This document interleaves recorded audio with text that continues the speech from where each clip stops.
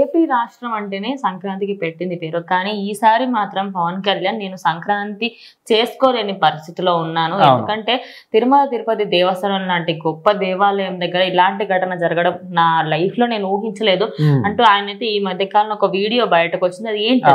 So మొత్తానికైతే తిరుమల తిరుపతి దేవస్థానంలో ఎవ్వరు కూడా ఇంతవరకు అసలు అనుకోలేదు అలాంటి దుర్ఘటన ఒకటి జరుగుతుందని, ప్రాణాలు కోల్పోతారని. సో ఇంతవరకు ఎన్ని తొక్కేసలా జరిగినప్పటికీ ఎప్పుడు కూడా ఇలాంటి ఒక దుస్థితి మాత్రం రాలేదు.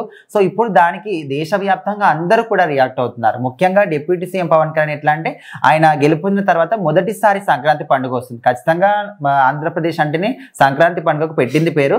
సో అక్కడ ఈసారి చాలా ఘనంగా చేస్తారని చాలా మంది కూడా అనుకున్నారు. ముఖ్యంగా ఆయన సొంత నియోజకవర్గమైనటువంటి పిఠాపురం నియోజకవర్గంలో.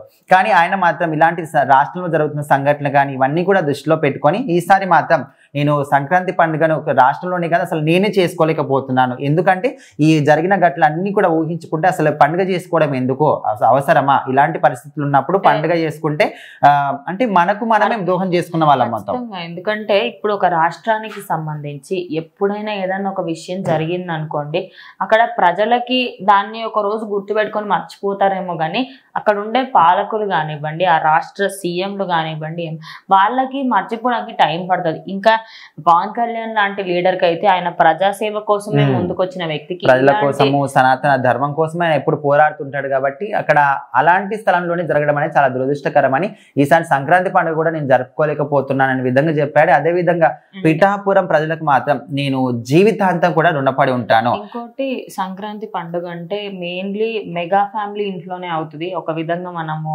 ఇప్పుడు ఆయన మాట అన్నప్పుడు ఇప్పుడు మెగా ఫ్యాన్స్ నిజంగా చాలా హర్ట్ అవుతున్నారు అని అనుకోవచ్చు. ఎందుకంటే ప్రతి సంక్రాంతికి ఆ ఫ్యామిలీలో అదొక రూల్ చిరంజీవి గారిది. ఎక్కడున్నా ఎవరు ఏ పనిలో ఉన్నా మీరు సంక్రాంతికి ఇంటికి రావాల్సిందే అనేది రూల్. మరి ఇప్పుడు ఆయన హైదరాబాద్ వచ్చి వాళ్ళతో పండుగ కూడా చేసుకోను అంటున్నారని తెలుస్తుంది. సో ప్రజెంట్ అయితే ఆయన పిఠాపురంలో కొంచెం అక్కడక్కడ పర్యటిస్తున్నాడు. సో ముఖ్యంగా కొంతమంది అక్కడికి వెళ్ళినప్పుడు వైసీపీ వాళ్ళు అయితే కొంతమంది అడుగుతున్నారంట అసలు మీరు ఏం చేశారని. మీరు గత 5 సంవత్సరాల్లో ఒక 250 గోకులాలు నిర్మించారు. కానీ మేము మాత్రం ఈ వచ్చిన 6 నెలల్లోనే 12,500 గోకులాలు నిర్మించాము. సనాతన ధర్మాన్ని కాపాడుతున్నాము, ప్రజలకి రోడ్లు వేపిస్తున్నాము, కనిపిస్తుంది కదా, ఇంకా మీరు అడిగేదానికి క్వశ్చన్ వేయడానికి కూడా మీకు అర్హత లేదనే విధంగా కొన్ని సందర్భాలు కొన్ని వ్యాఖ్యలు అయితే చేశాడు.